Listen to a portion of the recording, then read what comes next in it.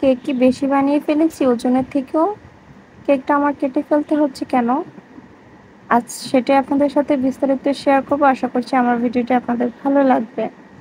আসসালামু আলাইকুম এভরিওয়ান, সবাই কেমন আছেন? আজকে আপনাদেরকে কিভাবে রাউন্ড শেপ কেক থেকে কিভাবে হার্ট শেপ কেক করতে পারবেন সেটাই শেয়ার করব। তো দেখতেই পাচ্ছেন এখানে আমি একটা 9 ইঞ্চি মোল্ডে একটা কেক বেস নিয়েছি। নেওয়ার পরে মাঝ বরাবর একটা দাগ দিয়েছি। তারপর সাইড দিয়ে একটা দাগ দিয়েছি। দেওয়ার পর কোনাকুনিভাবে 2টা স্লাইস আমি বের করে নিচ্ছি। তো কিভাবে স্লাইসটা বের করেছি অবশ্যই দেখতে পেয়েছেন। তো এগুলা কিন্তু একটু দেখে শিখে নিতে হবে। এগুলা বুঝিয়ে দেওয়ার মতো কিছু নেই। এগুলা দেখে টেকনিকগুলো বুঝতে হবে। আমি কিন্তু এ পর্যন্ত এখনো একটা লাভ শেপের কেক মোল্ড কিনিনি। আমি সবসময় এভাবেই কেক তৈরি করি। লাভ শেপ যে কেকগুলা শেপও খুবই সুন্দর আসে আর ঝামেলাও হয় না। তো দেখতেই পাচ্ছেন কি সুন্দর একটা লাভ কেকের মানে লাভ শেপ চলে এসেছে। তো এই তো আমি এভাবেই তৈরি করি। শুধু মাঝ বরাবর একটা দাগ দিবেন, দিয়ে আবার মাঝ বরাবর আরেকটা দাগ দিবেন।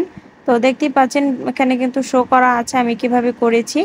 আর এই ডিজাইন মানে এভাবে কেক কাট করাটা কিন্তু অনেক ইউটিউবে দেওয়া থাকে কিংবা অনেকে ফেসবুকেও পেয়ে যাবেন। তো আমি যেহেতু এভাবে করি আপনাদের সাথে সেটাই শেয়ার করলাম আর কি। তো কে কিভাবে করে আমি যে সেটা জানি না। তো এটা আমি আসলে কেউ লাভ মোল্ড দিয়ে করে, আমি কখনোই মোল্ড দিয়ে করিনি। তো দেখতে পাচ্ছেন কত সুন্দর একটা শেপ কিন্তু চলে এসেছে অলরেডি।